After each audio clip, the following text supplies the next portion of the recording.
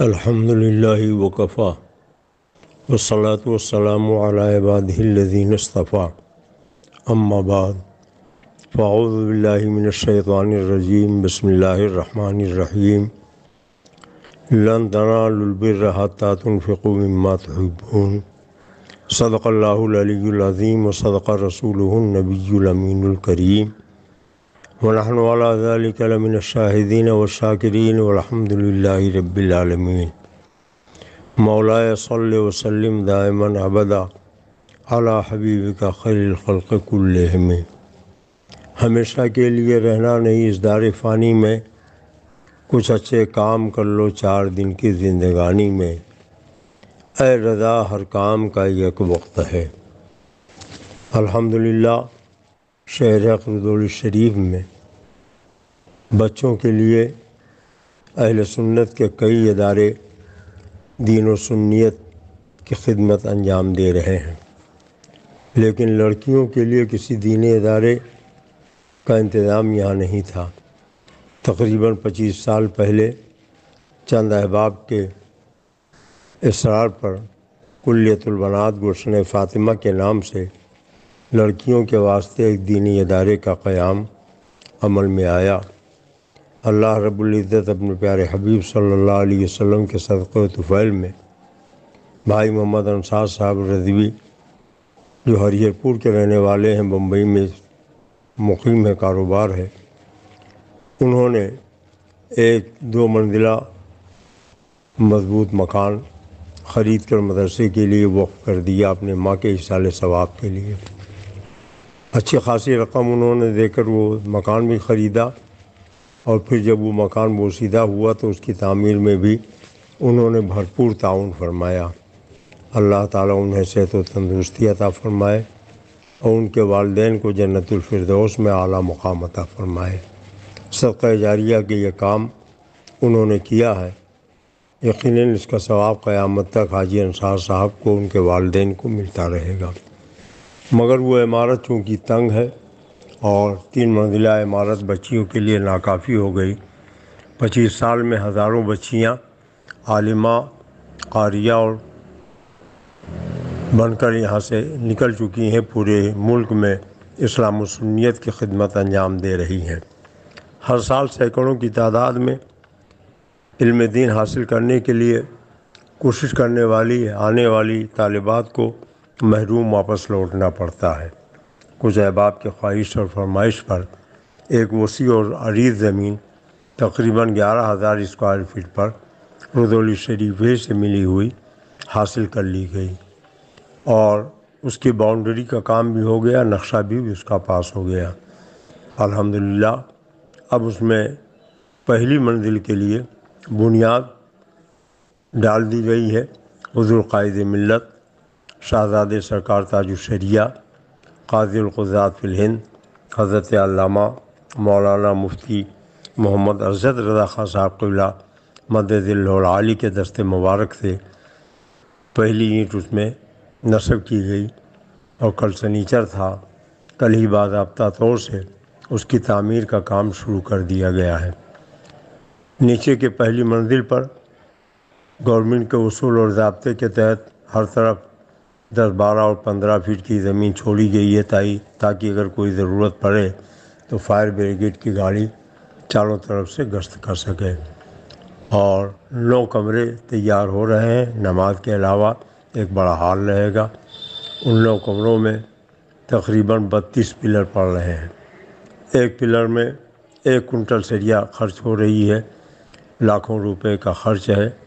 احباب اہل سنت تعاون فرما رہے ہیں، اور مزید ابھی بہت سرمایہ کی ضرورت ہے۔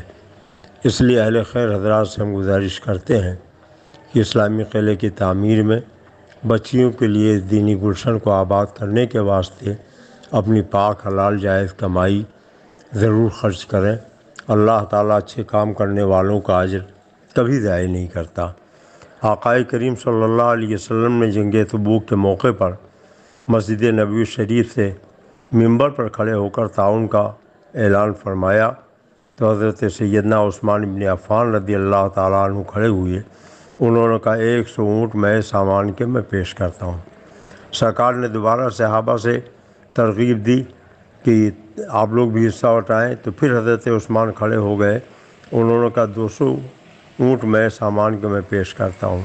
اور جب تیسری مرتبہ سرکار نے پھر فرمائش کی تو پھر حضرت سیدنا عثمان ابن عفان رضی اللہ تعالیٰ عنہ کھڑے ہوئے اور انہوں نے کہا کہ 300 اونٹ میں ساز و سامان اور جنگی آلات کے میں اس موقع پر آپ کی خدمت میں پیش کرتا ہوں۔ اللہ کے پیارے رسول کی بارگاہ میں 1000 دینار بھی انہوں نے لا کر قدموں میں ڈال دیا۔ سرکار منبر شریف سے نیچے اتر آئے، فرمایا آج کے بعد اگر عثمان کوئی نفل کام نہ کریں تو جنت میں لے جانے کے لیے ان کا یہی ایک عمل کافی ہے۔ مدینہ طیبہ جب مکہ شریف سے ہجرت کر کے مسلمان آئے تو پورے مدینے میں ایک ہی کنواں تھا جسے بیر روما کہا جاتا۔ وہ ایک یہودی کی ایک ملکیت میں تھا، بہت مہنگی قیمت میں وہ اس کا پانی دیتا تھا۔ صحابہ غربت کی وجہ سے پانی خرید نہیں پاتے اور پیاسوں رہنا پڑتا۔ آقا کریم صلی اللہ علیہ وسلم نے فرمایا کہ اگر ہو سکے تو بیر روما کو کوئی خرید لے۔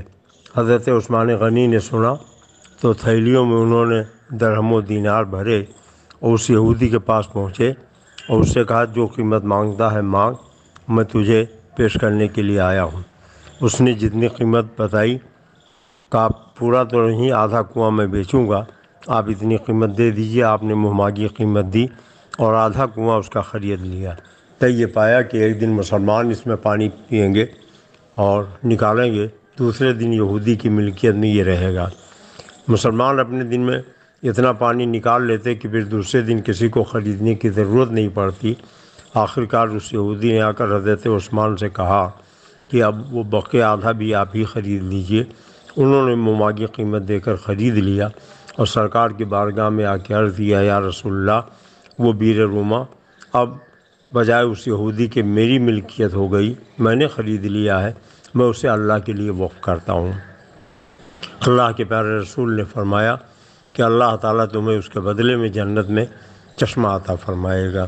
اللہ کے پیارے حبیب صلی اللہ علیہ وسلم کی بارگاہ میں صحابہ اپنے تن من دھن اور زر و جواہر کی خیرات لا کر پیش کرتے تھے اور سرکار قبول فرما کر اسلام کی نشر و اشاعت میں اسے صرف کرتے تھے۔ حضرت ابو طلحہ رضی اللہ تعالیٰ عنہ نے جب یہ آیت کریمہ سنی کہ جب تک تم اپنی محبوب چیز کو خدا کی راہ میں خرچ نہ کرو گے اللہ تمہیں قبول نہیں فرمائے گا، تو انہوں نے سرکار سے کہا یا رسول اللہ میرا ایک باغ ہے، اس میں ایک کنواں بھی ہے، میٹھے پانی کا چشمہ ہے، میں اسے اللہ کی راہ میں وقف کرتا ہوں۔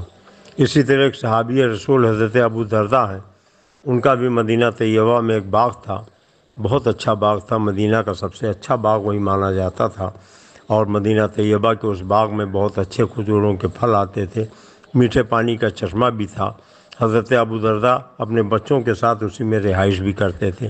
سرکار دو عالم صلی اللہ علیہ وسلم بھی کئی مرتبہ ابو درداء کے مکان پہ گئے اور وہاں کھجوریں بھی تناول فرمائیں، اس کنویں کا پانی بھی نوش فرمایا۔ سرکار نے جب ترغیب دلائی کہ خدا کی راہ میں آپ زیادہ سے زیادہ اپنی محبوب چیز کو وقف کیجئے، تو حضرت ابو درداء نے کہا یا رسول اللہ وہ باغ، وہ کنواں، وہ گھر آپ کا دیکھا ہوا ہے، میں اسے خدا کی راہ میں وقف کرتا ہوں۔ اللہ کے پیارے پیغمبر صلی اللہ علیہ وسلم نے قبول فرمایا اور حضرت ابو درداء باغ کے قریب پہنچے اور اپنی بیوی کو آواز دیا کہ اپنے بچوں کو لے کر باغ سے باہر نکل آؤ، اب یہ گھر، یہ باغ، یہ کنواں سب میں نے اللہ کے لیے وقف کر دیا ہے۔ اللہ تبارک تعالیٰ اچھے کام کرنے والوں کا اجر کبھی ضائع نہیں کرتا۔ ان اللہ لا یضیع اجر المحسنین، بے شک اللہ تعالیٰ اچھے کام کرنے والوں کا اجر کبھی ضائع نہیں کرتا۔ انسان مر جاتا ہے، اس کے اعمال منقطع ہو جاتے ہیں، وہ نہ کوئی اچھا کام کر سکتا ہے نہ برا کام کر سکتا ہے، مگر کچھ کام ایسے ہیں کہ جس کا ثواب مرنے کے بعد بھی اسے ملتا رہتا ہے۔ اولاد صالح، علم نافع اور صدقہ جاریہ، یہ علم نافع کی چیز ہے، صدقہ جاریہ کا کام ہے۔ جب تک یہ مدرسہ باقی رہے گا، اس مدرسے کے پڑھے ہوئے باقی رہیں گے، پھر مدرسے میں پڑھانے والوں کے پڑھانے والے باقی رہیں گے، تو ہم آپ قبروں میں ہوں گے، مگر ثواب کا یہ سلسلہ قیامت تک چلتا رہے گا۔ اس لیے میں احباب اہل سنت سے گزارش کرتا ہوں کہ جاگنا ہو جاگ لے افلاک کے سایہ تلے، حشر تک سونا پڑے گا خاک کے سایہ تلے، اور ہمیشہ کے لیے رہنا نہیں اس دار فانی میں، کچھ اچھے کام کر لو 4 دن کی زندگانی میں۔ تقریباً 2.5-3 سال سے میری طبیعت سخت قلیل ہے، میں اس پوزیشن میں نہیں ہوں کہ کچھ مزید کام بڑھا سکوں۔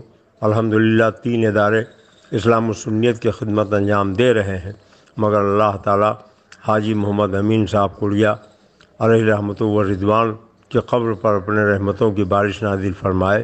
ان کے صاحبزادے حاجی محمد امین صاحب یہاں تشریف لائے، ان کے ساتھ میں بھائی محمد اکرام میمن صاحب بھی تشریف لائے، اور ان حضرات نے مجھ سے یہ یقین دہانی کرائی کہ آپ قدم بڑھائیے، انشاءاللہ تعالیٰ یہ کام بھی ہو جائے گا۔ تو ان حضرات کے حوصلہ افزائی پر، احباب اہل سنت کے تعاون پر یقین کرتے ہوئے اللہ اور رسول کے کرم سے یہ تعمیر کا کام شروع کر دیا گیا ہے۔ فی الحال 3 منزلہ عمارت بنانے کا پروگرام ہے، جس میں کروڑ روپے کی ضرورت ہے۔ احباب اہل سنت سے گزارش ہے کہ تعمیر کے مد میں اینٹ ہے، سیمنٹ ہے، سریا ہے، مورنگ ہے، بالو ہے یا نقد رقم ہے مزدوری کے لیے، آپ جس طریقے سے بھی تعاون کر سکتے ہوں اس تک کو تعاون کریں اور صدقہ جاریہ کا ثواب حاصل کریں۔ میں اکیلا ہی چلا تھا جانب منزل، مگر لوگ ساتھ آتے گئے اور کاررواں بنتا گیا۔ میں یہ امید نہیں کرتا تھا کہ اتنا بڑا کام ہو پائے گا، مگر احباب نے سہارا دیا، اللہ اور رسول کا کرم ہوا، یہ کام ہو رہا ہے اور بڑی تیزی کے ساتھ ہو رہا ہے۔